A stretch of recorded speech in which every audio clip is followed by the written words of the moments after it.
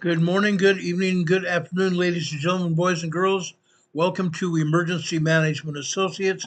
My name is Ron Tyler. We're coming to you from the Area Command, 392 miles west of Kitty Hawk Beach, North Carolina. This is Captain's Log, Stardate 7/1/2025. Again, my name is Ron Tyler. We want to welcome you to our broadcast this evening. Now, folks, there are a lot of things we need to talk about. I've been preparing for this broadcast almost the entire day, literally the entire day. Guys, this is important. I would not be here if it wasn't important at all. Guys, we need to talk. We need to really talk. Give me just a second here.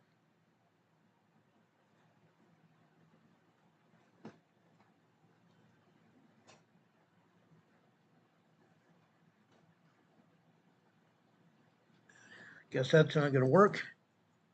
All right. Anyway, guys, there have been some breaking news details that I would like to impart with you. Like I said, I've been working on this program most of the day. This is hard for me. I'm going to tell you right now, this is hard for me. It's been a rough day. Please stay tuned here. Please don't leave. Please stay here for our entire broadcast.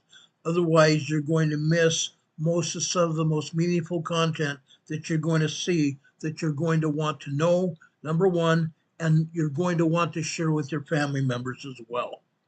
This is important, okay? This is very important. I wouldn't say that if it wasn't. Today, we have quite a few people already in our chat. We have Heidi Petrick. We have the right stuff here. My buddy James Breck is here. Thank you for being here. Demon Catman from the east of England. We're glad to have you here. He's one of our mods here as well.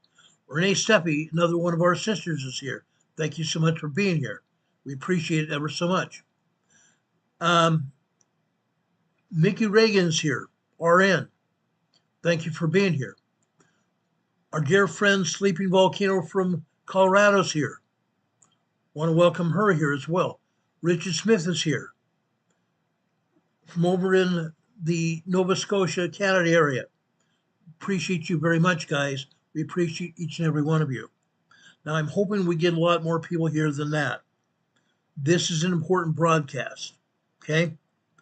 Now, I'm going to start up in Coeur d'Alene, Idaho today. Want to start up in Coeur d'Alene, Idaho. Coeur d'Alene, Idaho is one of the most beautiful places on earth. Literally, a beautiful and serene place. If you were in Coeur d'Alene, Idaho today, you would understand why I'm here and what I'm talking about. 3 firefighters are dead today, or 2 firefighters are dead, and the other one here on the far right, firefighter Tisdale, is recovering in the hospital, still in critical condition. Firefighter Morrison, Battalion Chief Morrison, is on the left. Over on the right-hand side, a great man. A great man. Also, Battalion Chief. Incredible what has happened, guys. Incredible what's happened. All 3 of these firefighters were killed by what I'm going to term as an insane person. An insane person. I'm not saying that to get him off by any stretch of the imagination, because he too is dead. He too is dead. But what happened on Sunday is almost impossible to think about. Almost impossible to think about. Why? Why did it happen? Why did it happen? I'm going to speak about those things today. We want answers. And frankly, I don't think we're going to get any answers anytime soon. In fact, I don't think we'll get any meaningful answers for some time. That's me. That's me. As I said, Coeur d'Alene, Idaho is a beautiful place. One of the most beautiful places on earth. If you're there in Coeur d'Alene, Idaho, if you are a firefighter there in Coeur d'Alene, Idaho, you've trained your whole life, not for glory, not for pay, because heaven's sakes, they don't pay our firefighters and police officers enough. But you train your whole life to save homes, to save forests, and save lives. It's a bone hot, very hot, dry summer day, summer afternoon on a Sunday afternoon on Canfield Mountain. There's a brush fire. It's starting to lick up through the timber. You and your brothers have been called in to fight fire. Your brothers and yourself have been called in not to fight men, but fire, forest fire. You're there to fight a fire. You're going to get there in time, but this time you don't realize it's an ambush. Hidden in the trees under the cover of smoke and the cover of heat was a monster, a man, a sniper, one man, one gun, one agenda. To kill you, and to kill as many of your brothers as he possibly can. He starts firing a bullet. The bullet hits its mark. Then another. 2 of your brothers are dead before they even know they've been hunted. A third clings to life in a hospital. Clings fighting for life in a hospital as the forest even burns around him. You are a firefighter on the scene. You call into your dispatch center. You are almost yelling into the microphone now, requesting law enforcement now, law enforcement now. We have an active shooter. They shot. Battalion Chief 3 is down. Battalion Chief 1 is down. Everybody shut up here. We need law enforcement code 3. Lights and sirens now. Truck tender, which is a water tanker. Truck tender 14 up here. Stop, get out of the way. Tender 14, engine brush 551, do not come up here. Those truck units acknowledge that message. And they remain further down the hill in staging. What kind of madness is this? It's evil. That is all it is evil. Just evil.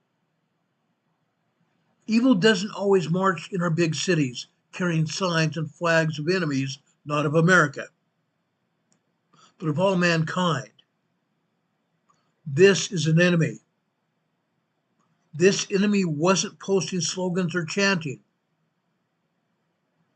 This evil was crouching in the brush with a scope, rifle, and matches. Remembering what Sheriff Robert Norris said on Sunday? His voice cracking, his shoulders heavy. He called it for what it was, an ambush, an intentional act of terror.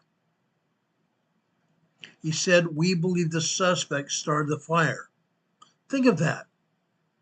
He started a fire, a wildfire to lure in firefighters. Men trained to help. Men who never did anything to him. Most likely never, ever. Maybe in a bar, maybe. When they could have had some kind of exchange. But they probably never even met. Why would you start a forest fire to kill firefighters? Not hurt them, but kill them. This was not spontaneous. This was madness. This was tactical. He planned it.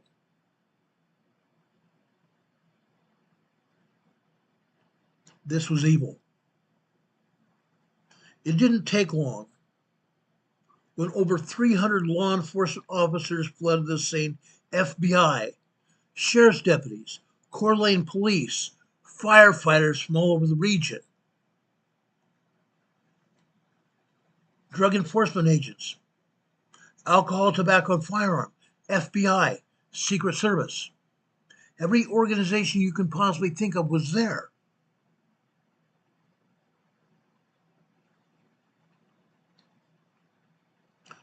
SWAT team was called in.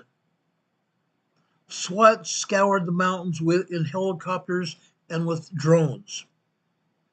Cell phone ping signals were detected and tracked. Fire crews had pulled back and let the fire burn while the gunfire was going on until the gunfire ended. This was not a backwoods skirmish. This was a full-fledged battlefield. When I first heard about this Sunday afternoon, I was hoping that someone had a clear shot and was able to neutralize this person, whoever it was. At this point, they were not showing any evidence of wanting to surrender. None. They had been told by Sheriff Norris that as soon as somebody had a clear shot, to take that shot and neutralize the threat. Well, how I was hoping that this would end, and end soon. As I said, helicopters from the sheriff's office and drones had scoured the area. They picked up the evidence of the cell phone pinging, but it was only in one place. Law enforcement moved in. Eventually, they found him on Canfield Mountain with a rifle nearby by his side. Was that justice served? Or was this just an ending? We may never know why this guy did this. In all my years in law enforcement and years since, I will never understand what possessed him to become a predator of our first responders. I'll never understand that. We do know now what happened. We do know that our firefighters were murdered while they were doing their duty. We do know that evil lurks a little closer, way too close. Sometimes in our small towns, our rural communities, sometimes in our forests, sometimes in the large cities, mostly large cities. Sometimes in the very emergencies that we are trained to respond to. We know something else as well. Stuff like this didn't just happen. Stuff like this didn't have to happen. Is it possible? Is it even possible, ladies and gentlemen, that we have grown complacent, that we have grown too comfortable, thinking that violence only happens in the big cities, on faraway battlefields? We can't live in on a mountain, by a lake, where I used to think that we could go to get away from it all, a place that was safe, away from everything you moved away from California for. That's what I did. I moved far away from California because of the violence that was even threatening me and also my family. When I was asked to move into the downtown area of San Diego, nearby the downtown area of San Diego from Lakeside, where I used to live in East County, I didn't want to. I thought it was too close for violence, too close for the bad guys to find out where I lived. And then all of a sudden, 6 months before I moved away, gang members tracked me down. I came home one night only to see 3 gangbangers walking down the street with their fists pounding on car windows breaking windows and stealing things out of cars. As they came closer to me, I knew I could not stay in my truck. I bailed out of my truck and got behind it. I drew my weapon and pointed at the gangbangers and told them who I was and that I was not going to stop from saving my own butt. When those gang members saw me and my weapon, they ran in all directions, not towards me, but away from me. Prior to me bailing out of my truck, I called for backup. Backup from my federal agency and also from San Diego City, which I got within minutes. But we were never able to locate those individuals. One of my neighbors had their vehicle broken into in the back parking lot of where I lived. Unreal. My car was just 2 cars away from theirs, and theirs was broken into. I realized then that I had to get out. San Diego was a big city. But now we are talking about a small place, a rural community, a faraway battlefield. We can't live on the mountain. We can't live near a lake, away from everything, because now the battle has gone onto our own property, our own faraway place. We can't get away from the madness now. Now, 2 days later, I believe that Coeur d'Alene, Idaho got a wake-up call. Coeur d'Alene, Idaho joined the Club of Heartbreak. So now what do? So now we wait. We wait for answers. We wait for motives. I do not think we'll get a motive about why this happened. I don't think that's going to happen. We wait for someone to say he was a lone wolf. We wait for someone to say that he was a right-wing extremist and that he was the other side, a left-wing extremist. I've already heard that. I've already seen it. I'm getting far too damn tired of it.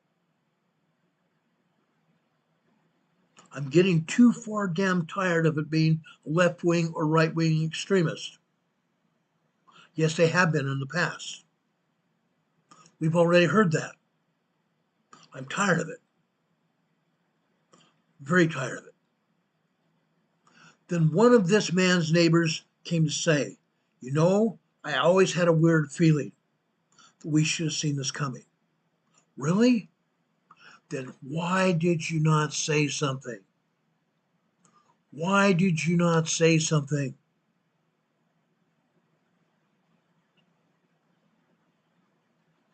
But while we wait for all this nonsense to come up, now it is time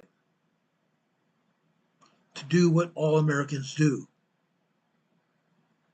to clean up this mess. To clean up this mess. As I said earlier, I am beyond saddened to announce this.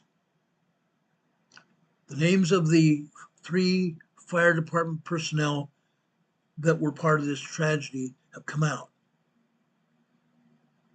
The first 2 men on the left, firefighter battalion chiefs. Chief Morrison on the left. Actually, before I get started on their names,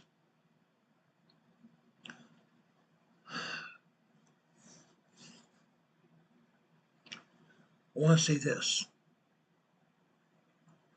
This is nothing short of horrific.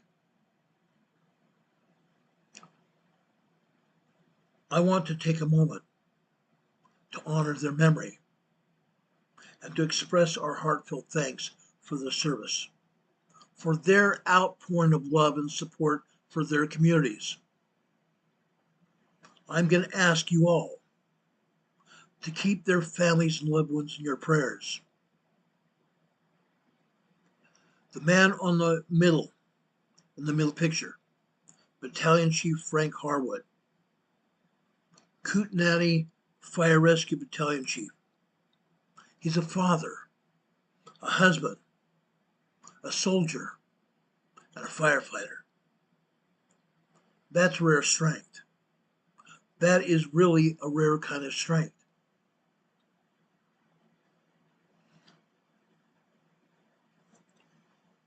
He was just one of the 2 firefighters who were killed in the ambush on Sunday. Chief Harwood is survived by his wife and 2 children. He was also a member of the U.S. Army National Guard. After this program is finished, I will put a link in the top of the comments of this program where you can follow the link to help donate to the Harwood family. The other firefighter that passed away was Coeur d'Alene Fire Department Battalion Chief John Morrison. Chief Morrison was 52 years old. He joined the Coeur d'Alene Fire Department in 1996. He was a respected veteran of fire service for 28 years. A veteran of 28 years. These days, that is hard to surpass. Chief Morrison had risen through the ranks over his 28-year career, beginning as a firefighter, just as I did when I was younger, before I became a police officer. Chief Morrison, as a firefighter, earned his way up to battalion chief, which is a great achievement. One of his fellow firefighters described him as, when they talked the other day, as saying that he talked about being a better father. He and his buddy talking about becoming better fathers, better leaders, and better firefighters. Ladies and gentlemen, they were hard workers. They loved their families. The next firefighter over on the far right. He is Coeur d'Alene Fire Department engineer who drives a fire truck and also coordinates firefighting efforts from the truck. His name is David Tisdale. He was taken to the hospital after having been shot. As of yesterday, 47-year-old Tisdale had gone through 2 successful surgeries, but he remained in critical condition. Tisdale's wife sent out the following message that I want to share with you. We thank everyone for their love and support. Dave is surrounded by his family and is able to open up his eyes. And the 2 surgeries he has gone through have gone very well.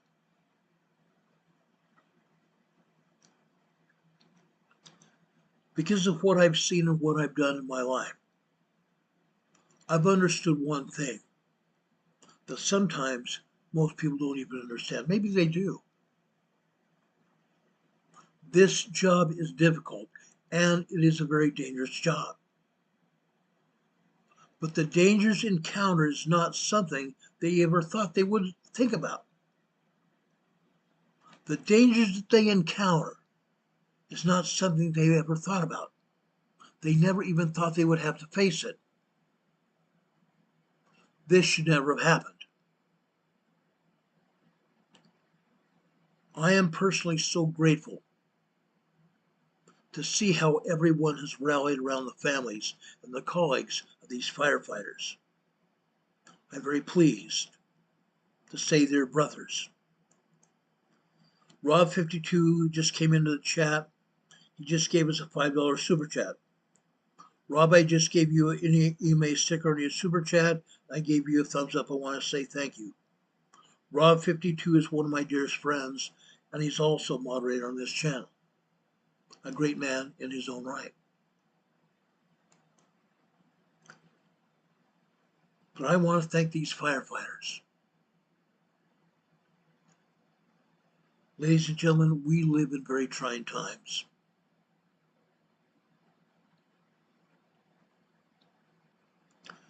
I never even thought that in a civilized nation, the first responders would become targets for violence. Before I became a law enforcement officer, yes, I had seen law enforcement be gunned down, but I never thought firefighters would be targets.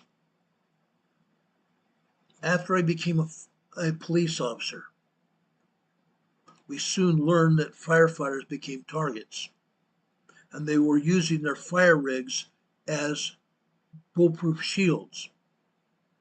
Yes, they moved their fire trucks down the street to a safer place because they were getting shot at. That's when we as police officers were asked every time a fire truck was dispatched to the area that we were asked to escort them in, never to allow them to come under fire again. First responders are trained. They are committed to responding to any emergency, no matter the danger. I am glad to say that is still true today. But as I said before, back in the 1990s, firefighters were called to fight fires, even medical emergencies, until they were actually ambushed. In San Diego and other departments around the nation, we started sending at least one officer out on every fire and medical call to help protect our firefighters and our medics. Now, unfortunately, Coeur d'Alene, Idaho, has had to make the same decision to do the same thing. And the police officers, the sheriff's deputies, have stepped up and said, absolutely. Police and firefighters go hand in hand. A lot of us in law enforcement previously served as firefighters. I did. I've been a firefighter for several years. Then I turned to law enforcement.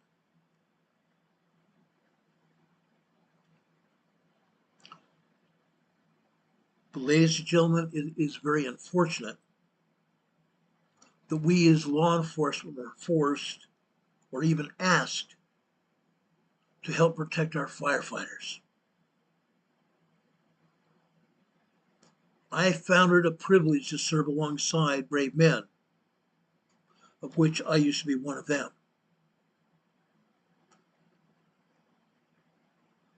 This is not the end of this. Yesterday afternoon,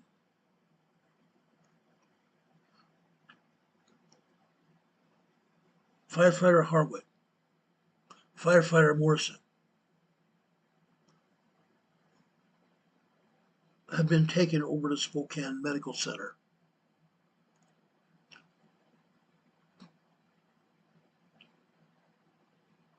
To see the chief medical examiner.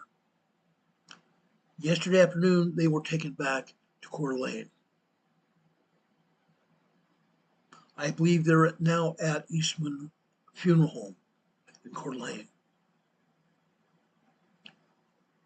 A huge procession took them to Spokane to see the medical examiner, and a huge procession of law enforcement escorted them back to Coeur d'Alene.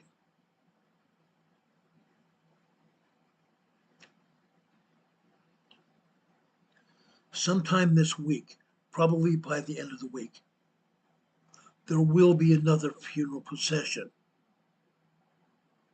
this time to a church, to honor those very same people who gave their lives for those of us to live.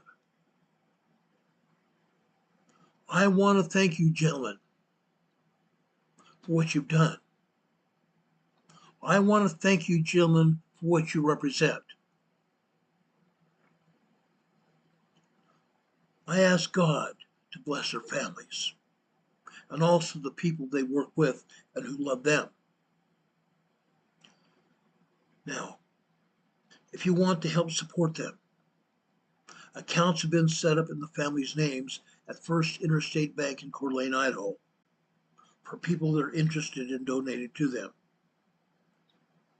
The Red and Blue Foundation, which is a fire law enforcement foundation, said people interested in donating to them could donate by mentioning the Canfield incident.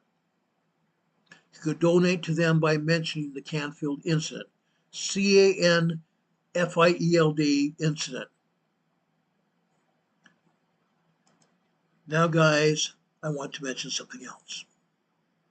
Something else that happened a long, long time ago.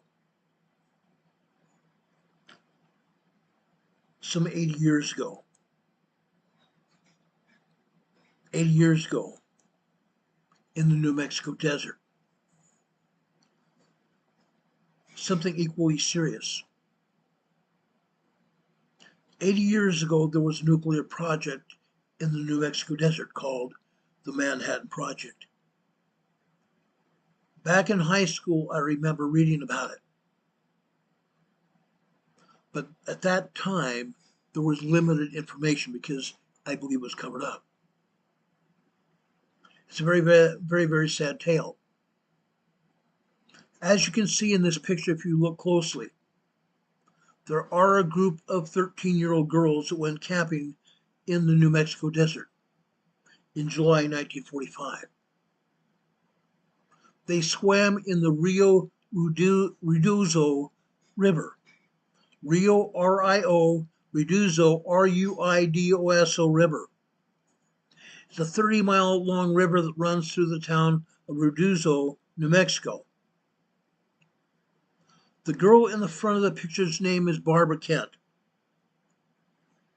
What the girls did not know is that nearby, the Manhattan Project detonated a nuclear bomb as a test. Barbara Kent described what happened that day. She said, quote, "We were all just shocked. And then all of a sudden, there was this big cloud overhead and lights in the sky. It even hurt our eyes when we looked up. The whole sky turned strange. It was as if the sun came out tremendous. A few hours later," she says, "white flakes began to fall from above. Excited, the girls put on their bathing suits and amid the flurries began playing in the river. We were grabbing all this white stuff, which we thought was snow, and we were putting it all over our faces. But the strange thing, instead of being cold like snow, it was hot. And we all thought, well, the reason it's hot is because it's summer. We were just 13 years old. We didn't know better. Nobody even said anything about nuclear energy or even the bomb. The flakes, as you know, were fallout from Manhattan Project's Trinity test. The Trinity test, the world's first atomic bomb detonation. It took place at 5:29 a.m. local time, atop a 100-foot tower. A 100-foot steel-foot tower, 40 miles away in the Alamogordo gunnery range in Guarnada del Muerto Valley. The site had been selected in part for its supposed isolation. In reality, thousands of people were within a 40-mile radius, some as close as only 12 miles away. Yet those living near the bomb site weren't warned of the tests. Nobody said anything, nor were they evacuated beforehand, or even afterwards, even as the radioactive fallout cloud continued to drop for days. Radioactive fallout from the cloud dropped for days. Barbara Kent and all of her friends developed cancer. Every single one of these girls that you see in this photo died before the age of 30. The only person who lived longer was Barbara Kent, and she too developed and survived several bouts of cancer. 80 years ago, ladies and gentlemen, people often forget the heavy price paid by not only those that the atomic bombs were dropped on in Japan, but even those by whom lived nearby as those bombs were first developed. Dapple Michaels is one such person. Fascinated by science, he worked on the project. He was not aware of the long-term effect. When he saw it, his brain paid him back. The nuclear fallout made him go crazy. Then he went crazy out of shame. He felt responsible and he blamed himself. Within a few years, he was not able to live at home anymore. He went to a mental hospital where he died. Just as the same thing happened in Australia. Maralinga, Australia. How many Aborigines died of cancer? We don't even know. People over the entire Pacific Islands have died because the atomic bomb was tested over there and dropped on Hiroshima, Japan. Incredible. Let me tell you about this man here. This man here is a man that I've known since I was 12 years old. His name is David Staples. We call him Dave. Some people in southern Utah died as well. As Dave described them, he said they were his own friends. My friend Dave lived down there. His father, George, grew up there. His father, George, grew up in southern Utah, where 7 generations of his family are buried, including his parents, his dear wife, Kathy. They lived in a place called Kanosh, Utah. Kanosh, Utah. This is a cemetery where they're buried. They left Kanosh, Utah in 1960 because Dave's father was an agrobiologist who worked for the university in the nearby town there. Dave's father understood the government was lying about the bomb and the bomb testing in nearby Nevada. The bomb was not harmless to those living downwind. Really? Indeed, Dave's father, George, and his older brother and many relatives and friends went to early graves when the symptoms became manifest years later. Our government lied. They did not tell anyone what was going on. Mostly because our government did not even know the extreme effects of exposure or long-term exposure to atomic particles. Fact. Now, 8 years later, we come to realize what actually happened. Not just in New Mexico, but in Utah as well, and all over Nevada. Yeah. I remember Dave's father telling us they stood on a rocky overlook of Nevada. They stood on a rocky overlook in Utah looking out over the Nevada desert. They shielded their eyes when the bomb was detonated. But Dave's father knew exactly what was going on, and shortly thereafter moved them to North Dakota.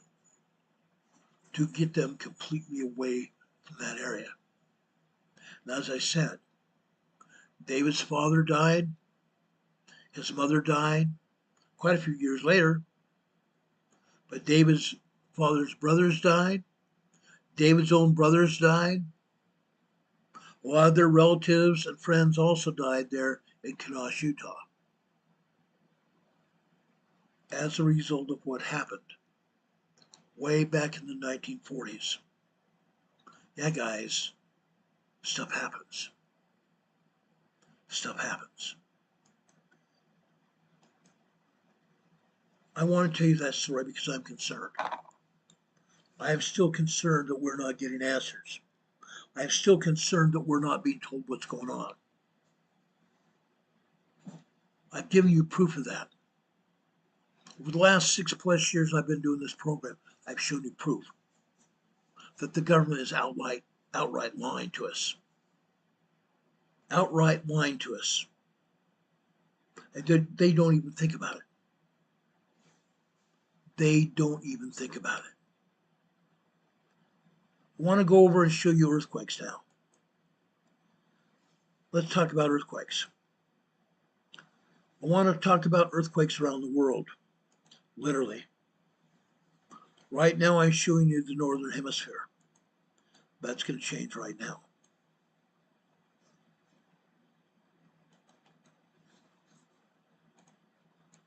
I want to show you the world. Earthquakes literally around the world. This largest earthquake that I've shown you right here, guess what? Southern Japan.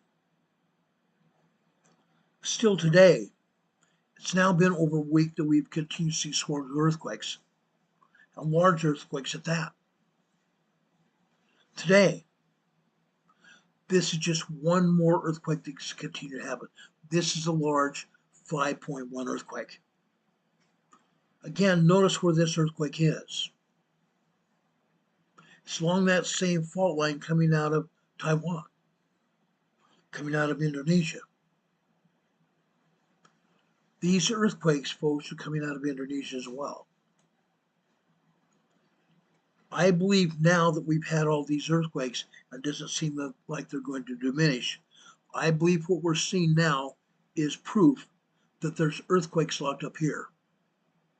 Not just in Alaska, not just over off the coast of Washington, and even off the coast of LA, or over east of Los Angeles on the San Andreas Fault. Heidi Petrick just gave us another $10 super chat. Heidi, I just gave you an EMA sticker. I just gave you an EMA sticker, and I also give you a thumbs up. Thank you for that donation, Heidi. God bless you for that. But folks, we're still not being told the truth. No one even said anything. We've not got any stories out of Japan or the USBS. There was seismic energy locked up here, but there is. These earthquakes, these large earthquakes have now been happening over a week. Over a week. This is a 5.1 earlier this afternoon. This is a 4.6. This happened just after 10 o'clock this morning. This is another 5.0. This earthquake happened at 4:10 this morning. This earthquake is a 4.6. This happened at 7:22 this morning. This is a 4.4. This happened at 5:49 p.m. Eastern Time, just a few moments ago. A 4.4 moderate quake. This also is a 4.4. This happened at 2:20 a.m. this morning Eastern Time. Earthquakes will continue to happen, guys. So far, none of these large earthquakes have even been felt on the inhabited islands here south of Japan, because these earthquakes have happened out in the Pacific Ocean, also in the Sea of Japan. The ocean waters have absorbed the shock waves of these quakes. I think we've gotten lucky.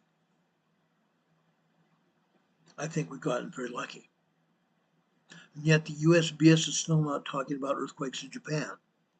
There are other earthquakes here, but they're not talking about it. Heaven forbid they admit the truth. Let's go over here to Myanmar. A couple of months ago, we had an 8.4 earthquake hit here. USGS tried to say it was only a 7.8. It was an 8.4. Still a major earthquake.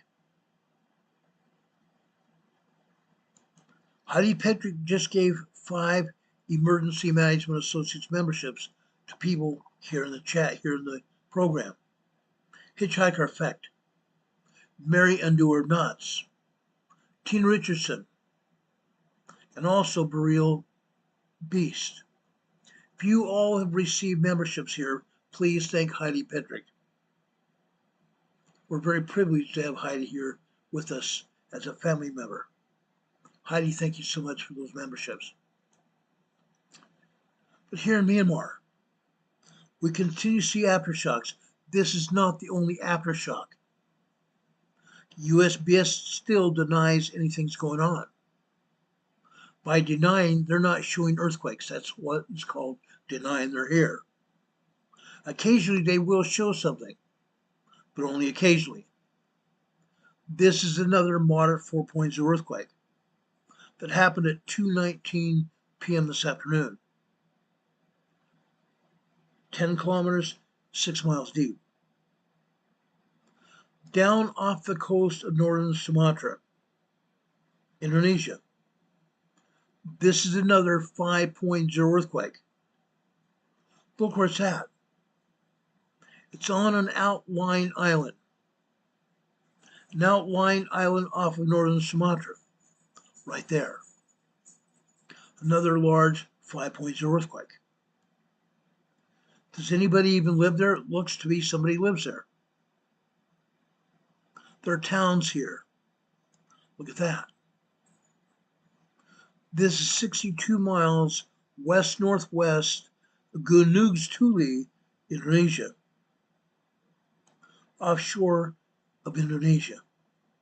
Another 5.0 earthquake. It's incredible. There are 24 earthquakes here in Indonesia. They're showing 2 here. This is an abomination. They're showing 2 earthquakes when there are 12 times that many. This is a moderate 4.4 earthquake. This is 49 kilometers deep. Unreal. They're not showing any earthquakes here in Australia. There are some minor earthquakes, one in southwestern Australia and one in southeastern Australia. Minor earthquakes. We go over here to Vanuatu. This is a 5.1 earthquake here. A large 5.1 earthquake. 48 kilometers west-northwest of Port Vila, Vanuatu. West-northwest of Port Vila, Vanuatu. But again, this is not the only earthquake. We go over here to Tonga area. This is in northeastern Fiji. This is a 4.4 earthquake here. A 4.4 moderate earthquake. This, in fact, is a deep earthquake.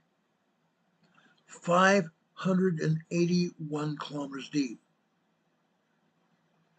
This is going to propagate a larger, shallow earthquake. This 4.4 is going to propagate at least a 5.1, 5.2 earthquake in the next 3 to 10 days. In the same region, possibly Vanuatu, the Solomon Islands, or even over here in Papua New Guinea, or even Australia, or down here south of there in New Zealand, but it will happen. That that large earthquake it's going to propagate could make its way over here to South America, southern Chile, or even Argentina. It's happened before. But there's one other earthquake we want to talk about right here, south of the Fiji Islands here. This is a 4.4 earthquake, also 520 kilometers deep. This also is going to propagate another earthquake, much larger and stronger and shallower. This earthquake is going to propagate a 5.2, 5.3 earthquake sometime within the next 3 to 10 days in the same region I just spoke about. Again, USGS is hiding earthquakes here in New Zealand. We have a lot of people living here in New Zealand that watch our program. A lot. Folks, there are approximately 14 earthquakes here near Raoul Island, the North Island of New Zealand. There are another 3 or 4 earthquakes now over here in the Bay of Plenty, the Catchment here, off the North Island. Also, there are 3 earthquakes down here on the South Island, 2 up here on the north side and 1 down south on the southwest side, all of which are minor earthquakes. All of which are minor earthquakes. But again, USGS hides the evidence.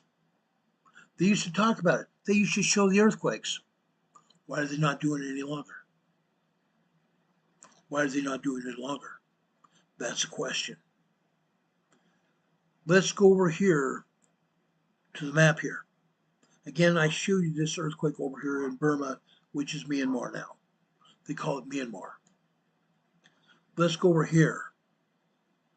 As I said, earthquakes in this region coming out of Myanmar go up here into the Himalaya Mountains. The Himalaya Mountains, folks, is the edge of the plate here, the edge of the tectonic plate, or what we refer to as the edge of the craton. The craton is over here, and it's moved from Indonesia now over here in Myanmar, over here in the Himalaya Mountains. The craton, the edge of the plate. Now, what do we have over here? What do we have over here? We have 3 earthquakes again that USGS has not talked about. 3 earthquakes, 4.4, 4.5, and 4.7 earthquakes over here in Afghanistan. This again is a continuance of the edge of the plate. The edge of the plate comes out of the Himalaya Mountains, goes into Afghanistan, Pakistan, Tajikistan, and even over here into Uzbekistan right here.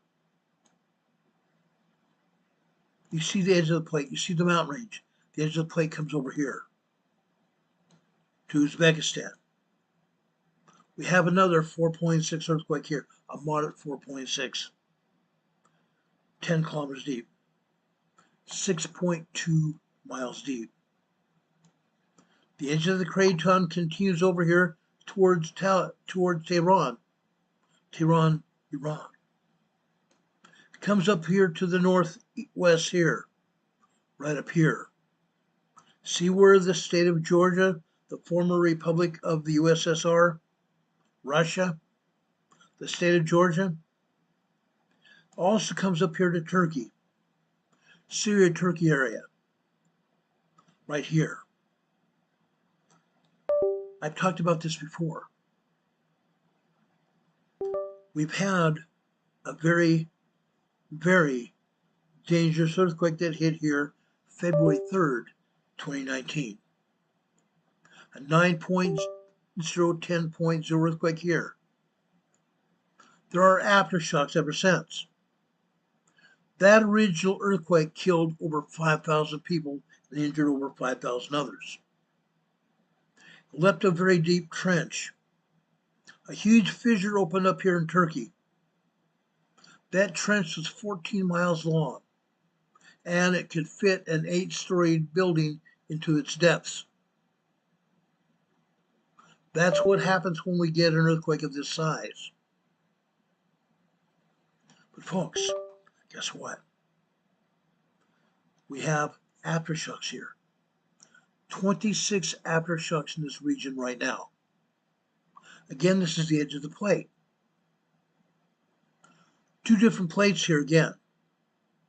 One side of the plate comes up here to northern Turkey. The other side of the plate comes down here to southern Turkey.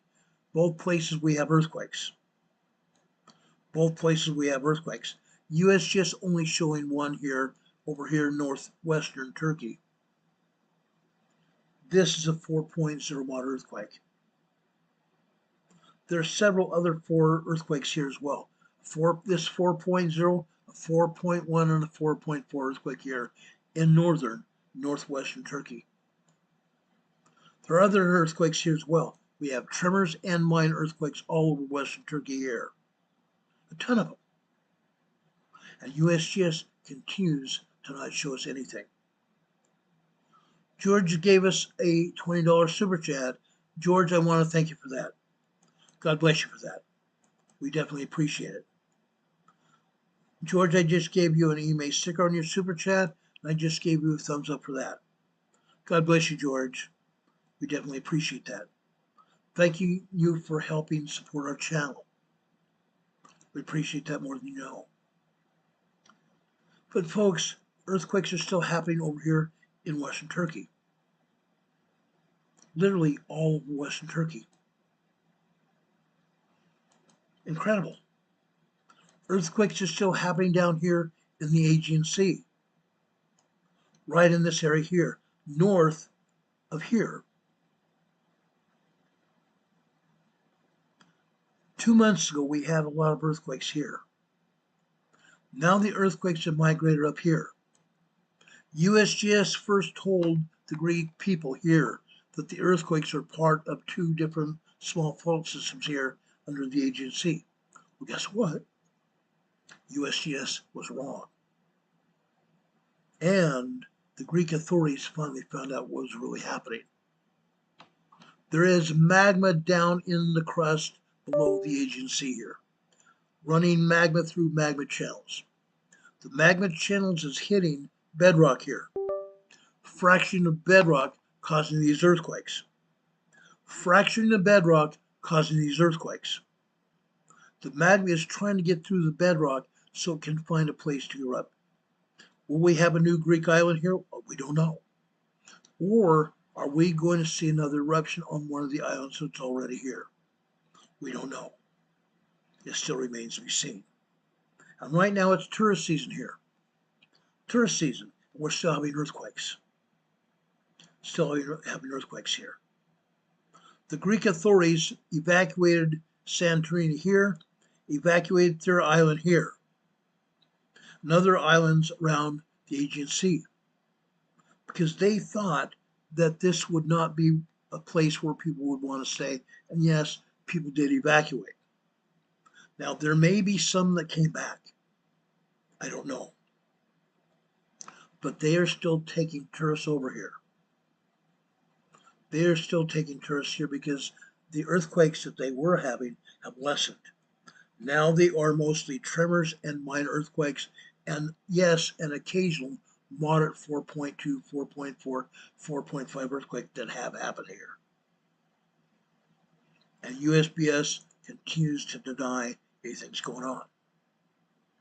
USGS continues to deny that no earthquakes have happened here in Greece. A large amount of earthquakes have happened over here in Greece, here in the Gulf of Corinth, all over this area. Literally. Yes, there's some earthquakes north of the Sea of Corinth here, the Gulf of Corinth, and also down here in southern Greece, all over this area. 26 earthquakes today here in Greece. USGS continues to deny anything's going on. Unreal. Earthquakes all over Europe. USGS says, oh, we don't know anything. There's nothing on the map. Earthquakes over here in northern Sicily, Earthquakes down here in southern Italy here.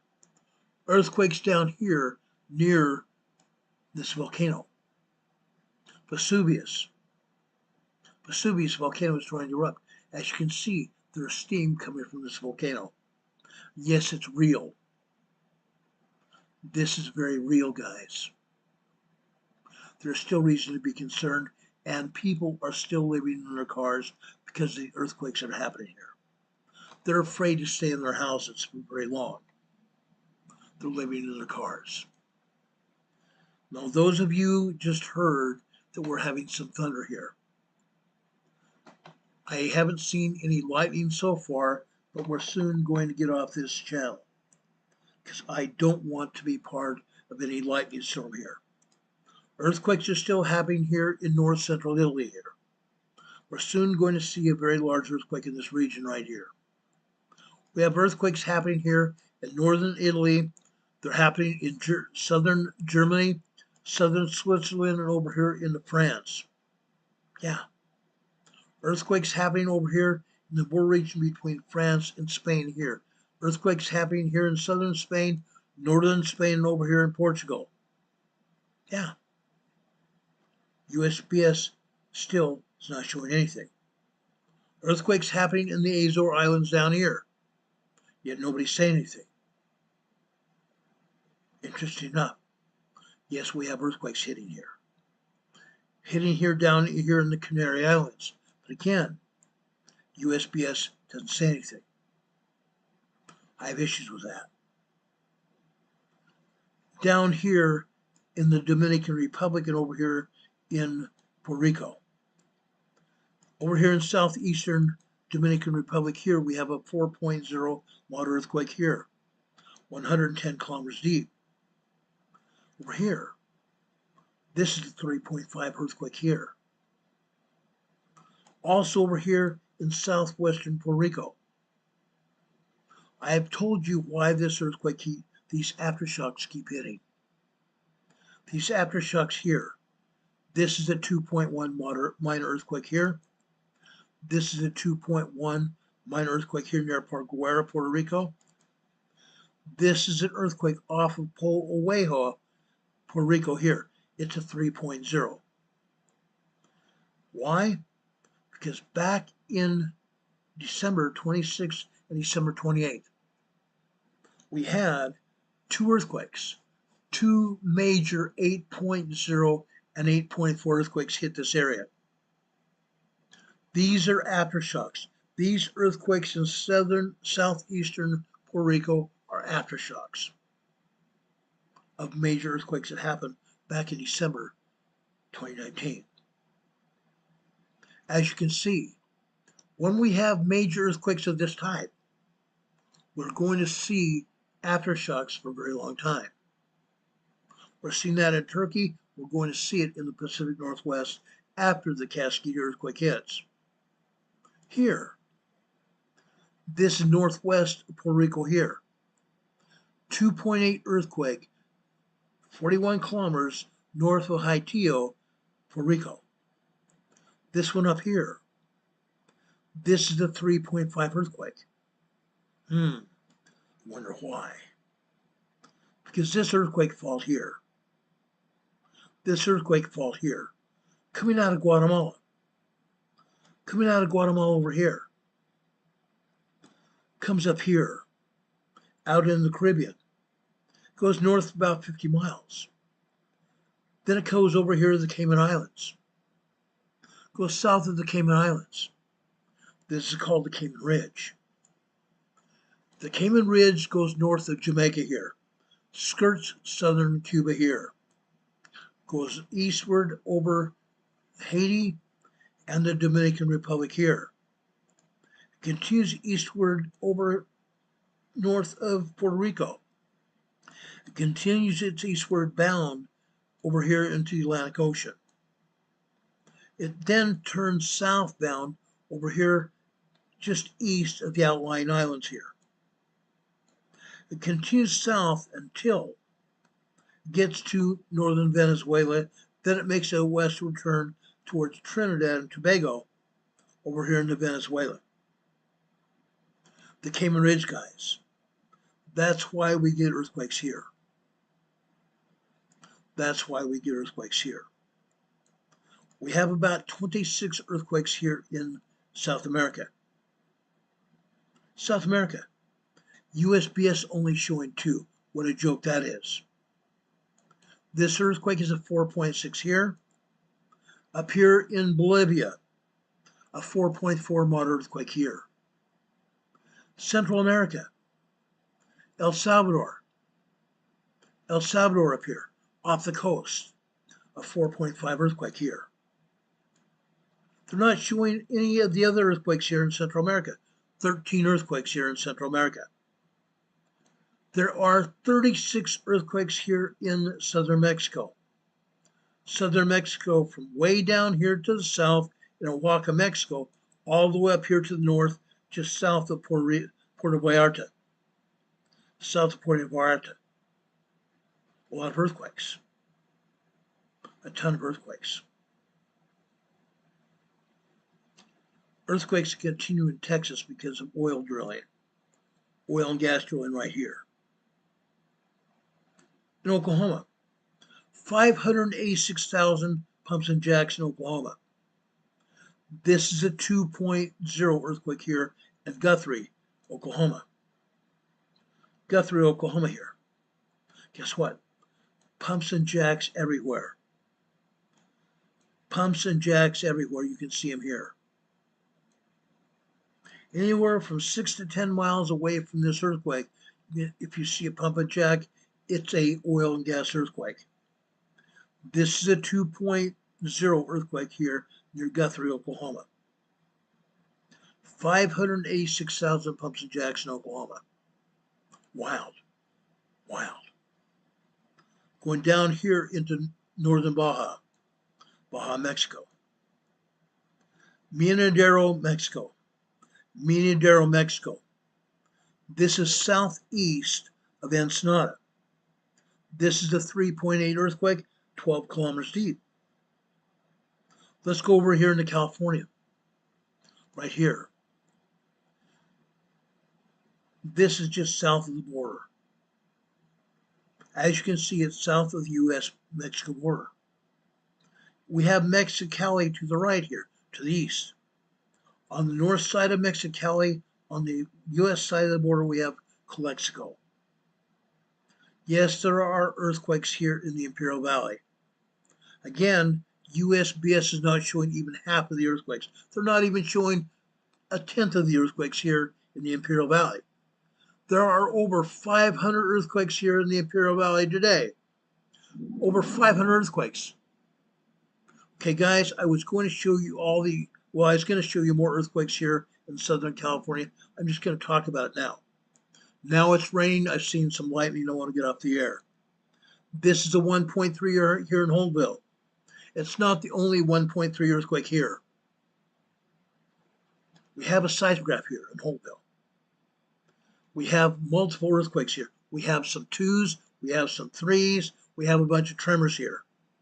This is only a tremor, 1.3 tremor here. Way down here, just southwest of the Salton Sea. We have a 1.0 tremor here, west-southwest of Westmoreland, California. Guess what? That's a drop in a bucket. That's a drop in a bucket.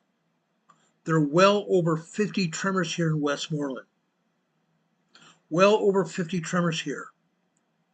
And northeast of there, right here in Calipatria, we have 100 earthquakes and tremors here.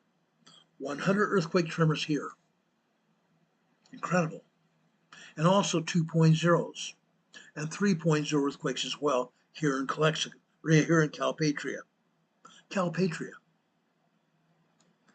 Then we go down here further south, Brawley, California. We have earthquakes here in Brawley that they're not talking about. We have earthquakes down here in the town of Imperial. Also down here in El Centro.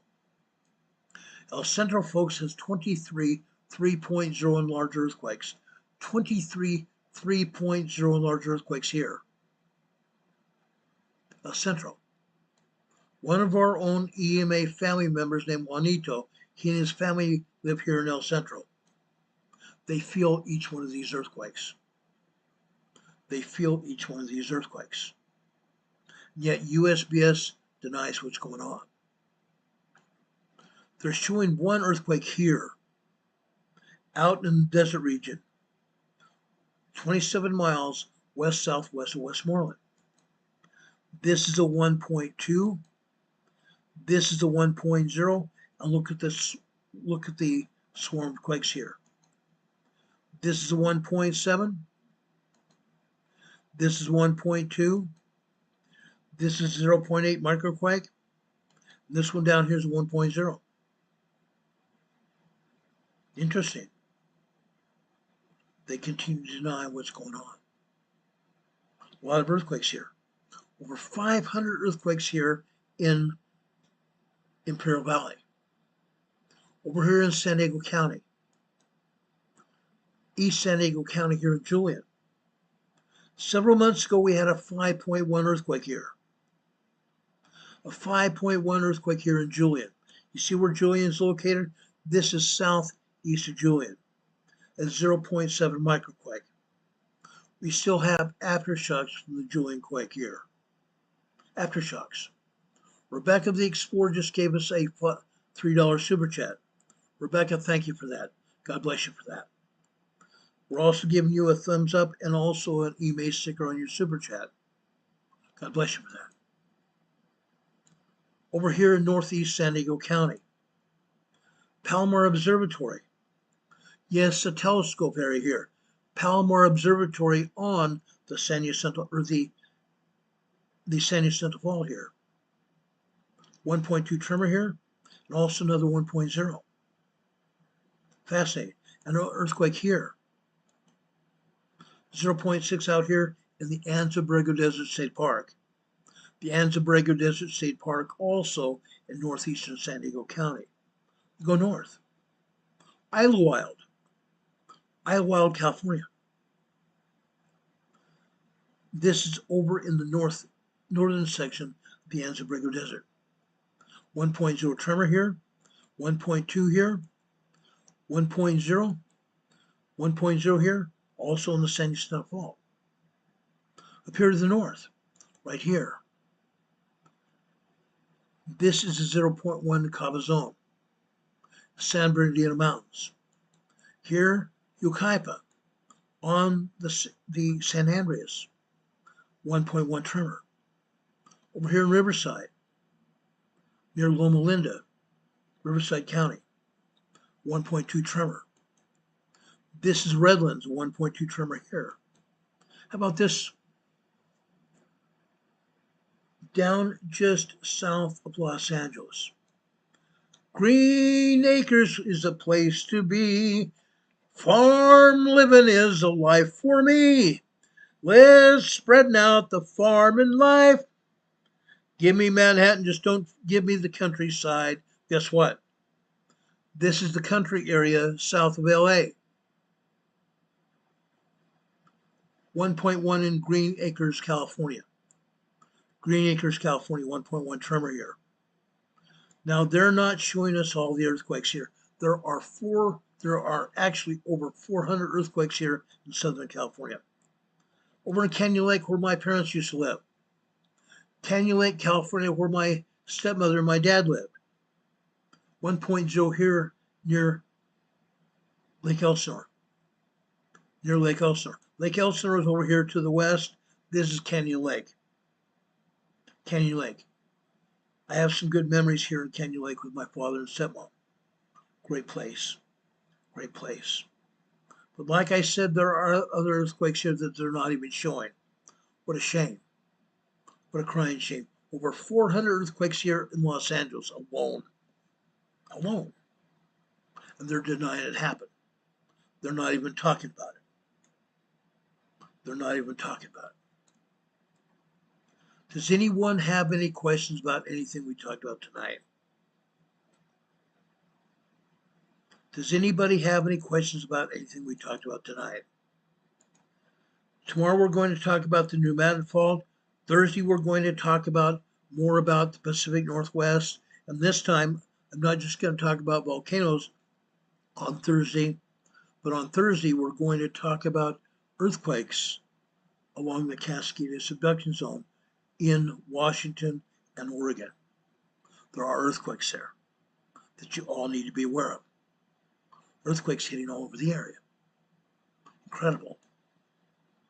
Really incredible. Now, folks, if you'll just bear with me, I wanted to